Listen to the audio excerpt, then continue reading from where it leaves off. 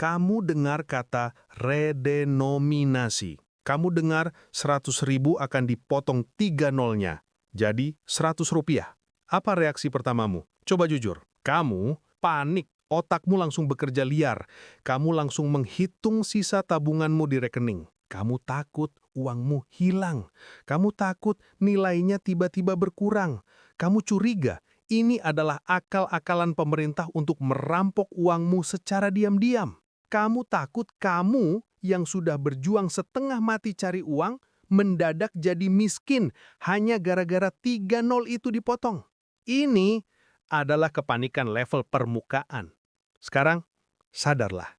Saat kamu sibuk panik memikirkan uang gajianmu yang tidak seberapa itu, ada sekelompok orang lain di luar sana yang level paniknya 1000 kali lebih brutal dari kamu.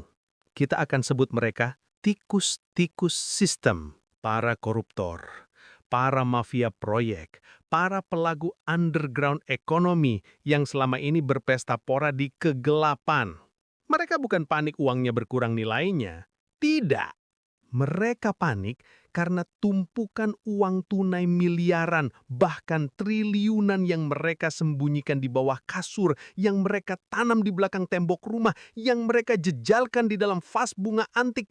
Tiba-tiba berpotensi menjadi abu, menjadi sampah tidak berharga. Mari kita bedah logikanya. Kenapa musuh kita ini panik? Begini. Uang haram itu mati. Uang itu adalah bangkai yang tidak bisa bergerak. Uang itu tidak bisa masuk ke sistem bank karena kalau nekat disetor, alarm PPATK akan meraung-raung. Satu-satunya cara menyimpan uang haram adalah dengan menimbunnya dalam bentuk tunai. Nah, saat redenominasi terjadi, jebakan itu dipasang. Semua uang lama ditarik dari peredaran.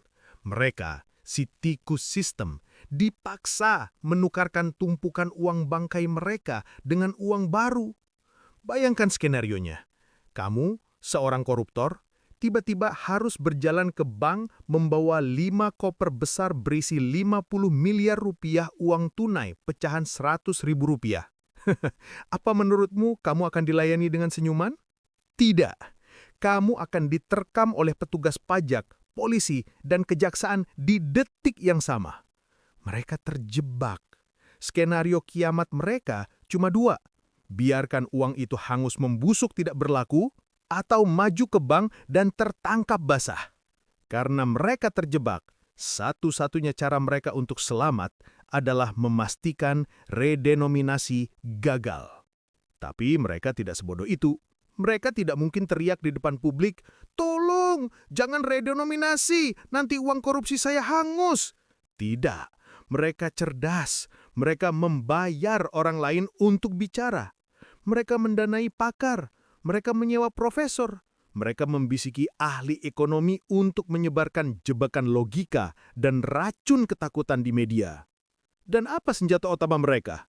Mereka memakai kamu. Mereka memakai kepanikan level permukaanmu soal uangmu yang hilang sebagai tameng untuk melindungi kepanikan eksistensial mereka soal uang haram mereka yang hangus. Hari ini, di medan perang ini, kita akan membongkar dan mempreteli satu persatu 5 trik licik yang sedang mereka tanam di otakmu untuk menggagalkan rencana ini. Trik licik nomor 1, logika sesat Zimbabwe. Menakuti kamu dengan kebohongan. Ini adalah trik licik pertama. Trik ini paling bodoh, tapi ironisnya paling efektif untuk menanamkan racun panik ke otakmu. Mereka, para pakar bayaran itu, akan mulai menggonggong serempak. Mereka teriak, "Lihat Zimbabwe, hati-hati hiperinflasi." Mereka ingin kamu membayangkan skenario kiamat. Skenario di mana kamu harus mendorong gerobak penuh uang hanya untuk membeli sebungkus roti. Mereka ingin kamu percaya bahwa memotong 3 nol akan otomatis membuat harga-harga meledak tak terkendali. Mari kita bedah kebohongan murahan ini. Kamu tidak sedang diajari ekonomi. Kamu sedang sengaja disuruh membandingkan apel dengan kanker stadium 4. Kamu dipaksa membandingkan negara yang sehat dan terkendali dengan negara yang sudah mati secara ekonomi. Ini fakta brutalnya. Ini adalah logika yang mereka pelintir. Para pakar itu lupa satu detail kecil. Zimbabwe melakukan redenominasi setelah inflasi mereka sudah mencapai jutaan persen. Uang mereka sudah jadi sampah sebelum redenominasi. Itu bukan rencana ekonomi. Itu adalah tindakan panik dari sebuah negara gagal yang ekonominya sudah hancur lebur. Sekarang, lihat kenyataan kita. Konteks yang sengaja mereka hilangkan. Inflasi Indonesia saat ini terkendali, stabil di bawah 3%. Dan tahu kapan negara-negara sukses melakukan redenominasi? Coba kamu cek kasus Turki, cek kasus Rumania. Mereka melakukannya justru saat inflasi mereka stabil rendah, sama seperti kita, di level single digit. Redenominasi adalah alat untuk menyederhanakan, bukan obat panik untuk negara gagal. Kamu tidak sedang disuruh belajar dari sejarah Zimbabwe. Kamu sedang ditakut-takuti menggunakan contoh kasus yang sengaja dipilih lalu dipelintir 180 derajat. Mereka mengambil skenario terburuk dari negara gagal lalu menempelkannya di jidatmu. Seolah-olah itu pasti akan terjadi di sini. Ini bukan analisis, ini adalah jebakan logika. Ini adalah fear-mongering murahan yang didanai oleh tikus sistem yang takut uang haramnya hangus.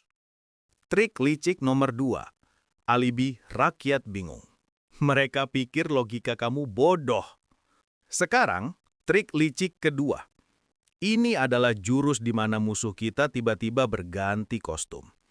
Mereka memakai topeng pahlawan. Mereka tiba-tiba terdengar sangat peduli, sangat empatik. Mereka akan bicara di TV dengan nada prihatin. Kasihan rakyat kecil di pasar. Kasihan nenek-nenek yang jualan. Mereka itu bodoh. Mereka tidak sekolah. Nanti mereka bingung kalau nolnya hilang. Nanti mereka ditipu. Coba kamu resapi kalimat itu. Sadari apa yang baru saja mereka katakan kepadamu. Ini adalah penghinaan terbesar untuk kapasitas logikamu. Mereka secara terbuka di depan jutaan penonton menyatakan bahwa otakmu dan otak 270 juta rakyat Indonesia lainnya terlalu bodoh dan terlalu primitif untuk mengerti aritmatika sederhana. Mari kita bedah penghinaan murhan ini. Ini fakta brutalnya. Kamu setiap hari pergi ke kedai kopi dan lihat menu harganya 20K atau 50K. Apa kamu bingung? Kamu buka aplikasi ojek, lihat harga makanan 10K. Apa otakmu langsung meledak? Apa kamu tiba-tiba tidak bisa berhitung? Tidak. Kamu baik-baik saja. Kamu tahu K itu artinya 1000. Kamu sudah mempraktikkan redenominasi informal ini setiap hari selama bertahun-tahun. Jadi, kalau masalahnya bukan kamu bingung, lalu apa kenyataan kita? Mereka tidak peduli pada nenek di pasar. Yang mereka lindungi bukan rakyat kecil yang jujur. Rakyat yang mereka maksud adalah pedagang underground ekonomi yang omsetnya miliaran tunai per bulan, tapi tidak pernah bayar pajak sepeser pun. Mereka melindungi para mafia tanah yang transaksinya masih pakai koper tunai. Mereka inilah rakyat yang sedang mereka bela mati-matian. Kebingunganmu itu cuma dipakai jadi alibi. Itu cuma dijadikan tameng oleh para pakar bayaran. Negara-negara sukses seperti Turki dan Rumania sudah membuktikan kebohongan ini. Saat transisi, mereka menerapkan dual pricing. Harga barang ditulis ganda. Misalnya, harga 100.000, garis miring harga 100. Jelas, terbaca, anak kecil pun paham. Ini adalah masalah sosialisasi teknis. Ini bukan masalah inteligensi kamu. Mereka pikir kamu bodoh. Padahal, merekalah yang sedang mati-matian melindungi tikus-tikus besar agar tidak kelaparan saat sistem dibersihkan. Trik licik nomor 3. Membeli gonggongan Profesor S3, perang opini bayaran. Ini trik licik ketiga, dan ini yang paling licin. Tiba-tiba perhatikan panggung media. Muncul para profesor S3, muncul doktor ekonomi dari universitas ternama, muncul pakar S4, analis senior, semua keluar dari sarang mereka secara serempak. Dan apa yang mereka lakukan? Mereka kompak. Mereka menyerang Purbaya. Mereka menyerang Bank Indonesia. Mereka mulai bicara pakai istilah teknis yang terdengar pintar agar kamu minder. Oh, ini bisa memicu inflasi. Ini akan membebani APBN. Buang-buang uang. Ini cuma ilusi kosmetik, tidak ada gunanya. Persiapannya butuh 10 tahun, kita belum siap. Sekarang, pakai logikamu. Berhenti jadi penonton bodoh. Tanyakan ini pada dirimu. Kenapa orang-orang yang katanya pintar ini, yang gelarnya berderet-deret tiba-tiba panik berlebihan? Kenapa gonggongan mereka sangat serempak dan terkoordinasi? Apa mereka tiba-tiba dapat wangsit yang turun bersamaan di hari yang sama? Jangan naif, ini bukan analisis akademis, tapi ini adalah perang opini bayaran. Ini kode curangnya dan kamu harus catat ini di otakmu. Mereka tidak dibayar untuk menganalisis, mereka dibayar untuk menggonggong ke arah yang sudah ditunjuk oleh majikan mereka. Mari kita preteli status palsu mereka. Mereka adalah anjing peliharaan koruptor. Mereka menggonggong histeris karena majikan mereka, sang penimbun triliunan uang haram, sedang terancam gudang amunisinya dibakar. Uang haram sang majikan terancam hangus jadi abu. Tugas para pakar bayaran ini di media bukanlah untuk mencerdaskan kamu. Tugas mereka adalah menebar racun panik. Mereka ingin kamu yang awam ini ketakutan mendengar istilah inflasi dan APBN. Mereka ingin kamu ikut-ikutan menolak redenominasi berdasarkan gonggongan mereka yang bergelar S3 itu. Mereka adalah benteng intelektual palsu yang disewa mahal hanya untuk melindungi benteng uang haram para tikus sistem. Trik licik nomor 4. Buang-buang APBN. Alibi murahan koruptor untuk selamatkan 1.000 triliun. Ini trik keempat. Jurus ini mereka pakai saat logika mereka sudah mentok. Mereka akan menyerang biayanya. Gonggongan para pakar bayaran itu akan bergeser narasinya. Mereka akan teriak, ini boros APBN, ini merampas anggaran pendidikan, ini membebani APBN di saat negara lagi sulit. Mereka ingin kamu marah. Mereka ingin kamu yang mungkin gajinya pas-pasan fokus membayangkan betapa mahalnya biaya cetak uang baru. Mereka akan sebut angka, mungkin 5 triliun, mungkin 10 triliun. Mereka ingin kamu berpikir, wow, 10 triliun dibuang-buang cuma buat ganti nol? Mereka ingin kamu fokus di angka kecil itu. Sekarang, mari kita pakai logika skala. Ini fakta brutalnya.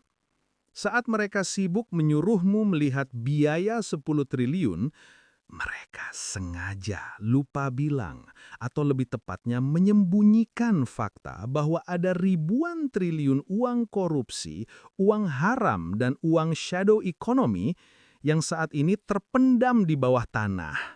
Uang yang tidak terdeteksi pajak, uang yang jadi bangkai di berangkas-berangkas para tikus sistem.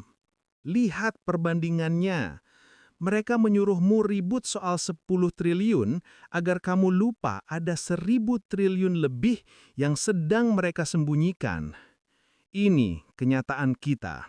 Pakai logika investasi. Redenominasi itu bukan biaya. Itu adalah disinfektan sistemik. Itu adalah harga untuk membeli semprotan hama raksasa. Saat uang baru diterbitkan dan uang lama ditarik, disinfektan ini memaksa ribuan triliun uang haram itu keluar dari sarangnya. Para koruptor itu dipaksa memilih, satu, uang itu dipaksa dibelanjakan gila-gilaan yang justru memicu perputaran ekonomi. Dua, Uang itu dipaksa masuk bank untuk ditukar dan langsung diterkam oleh PPATK dan pajak. Atau 3, biarkan uang itu hangus jadi abu.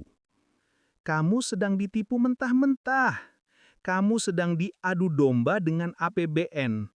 Kamu disuruh fokus pada biaya 10 triliun dan mengabaikan potensi keuntungan 1.000 triliun yang akan kembali masuk ke sistem. Itu bukan analisis ekonomi. Itu adalah alibi murahan yang diteriakkan oleh koruptor agar brankas haram mereka selamat. Trik licik nomor 5, gak ngaruh ke koruptor. Padahal menyerang gudang amunisi mereka. Ini trik licik kelima, trik pamungkas. Trik ini biasanya keluar dari mulut orang yang sok skeptis, atau lebih tepatnya, malas mikir. Mereka akan bilang dengan nada meremehkan, gak penting, redenominasi gak ngaruh ke koruptor. Koruptor itu pintar, mereka tinggal pakai dolar atau simpan emas. Seolah-olah dengan satu kalimat itu, seluruh argumen kita rontok. Mereka merasa paling pintar. Mari kita bedah fakta brutal di balik penyederhanaan yang menyesatkan ini. Kamu pikir koruptor kakap di daerah yang butuh logistik tunai untuk serangan fajar saat pilkada akan membagi-bagikan dolar Singapura ke pemilih di pelosok desa? Kamu pikir mereka bayar amunisi politik, bayar preman, bayar pengamanan suara pakai emas batangan? Kamu pikir mereka akan memotong-motong emas antam untuk bayar operasional harian? Jangan naif. Ini kenyataan kita. Ini mekanisme korupsi yang mereka coba sembunyikan darimu. Untuk operasional sehari-hari, untuk darah yang mengalir di sistem haram mereka wajib pegang rupiah tunai. Mereka butuh tumpukan uang tunai dalam pecahan kecil dan sedang. Itulah peluru operasional mereka. Itulah oli yang melumasi mesin korupsi mereka. Dolar dan emas itu untuk simpanan jangka panjang, untuk harta karun mereka. Tapi untuk perang harian, mereka butuh rupiah tunai. Redenominasi dengan memaksa penukaran uang lama secara langsung menyerang gudang amunisi tunai mereka. Tiba-tiba peluru mereka macet, darah mereka berhenti mengalir. Saat kamu dengar ada yang bilang, gak usah redenominasi, urus aja korupsinya dulu. Itu adalah distraksi, itu adalah jebakan logika paling klasik. Itu sama saja kamu bilang ke tentara, jangan tembak musuh pakai tank, kasihan tanknya mahal, pakai pistol air saja. Mereka ingin kamu fokus pada himbauan moral yang ompong, sementara mereka mati-matian melindungi gudang amunisi mereka agar tetap aman, penuh, dan siap dipakai untuk perang berikutnya melawan kamu. 5 trik licik musuh sudah kita preteli habis-habisan. Kamu sudah lihat playbook kotor mereka. Kamu sudah kita bedah bagaimana kepanikan recehmu dimanfaatkan secara brutal. Semua itu dieksploitasi oleh para pakar bayaran hanya untuk satu tujuan. Melindungi brankas haram ribuan triliun milik majikan mereka. Mereka mengorbankan logikamu demi menyelamatkan tumpukan uang haram itu. Saat ini, para tikus sistem itu sedang berdoa. Mereka sungguh-sungguh berdoa agar kamu termakan trik licik mereka. Mereka berdoa agar kamu ikut-ikutan menggonggong bersama pakar bayaran menolak rencana pembersihan ini. Kenapa? Karena mereka sedang memakai mulutmu. Mereka memakai jarimu di media sosial. Mereka memakai kepanikanmu yang tidak seberapa itu sebagai tameng manusia gratis, tameng hidup untuk melindungi benteng uang haram mereka dari serangan disinfektan sistemik ini. Pilihan terakhir sekarang ada di tanganmu. Kamu mau diam, ikut-ikutan panik, dan tanpa sadar rela jadi tameng bodoh yang menggonggong untuk melindungi rumah majikan koruptormu. Atau kamu mau buka mata, lihat siapa musuh yang sebenarnya, dan berhenti membiarkan dirimu dijadikan alat gratisan untuk melindungi kepentingan mereka. Pikirkan baik-baik, posisi kamu di perang ini sebenarnya ada di mana? Ciao!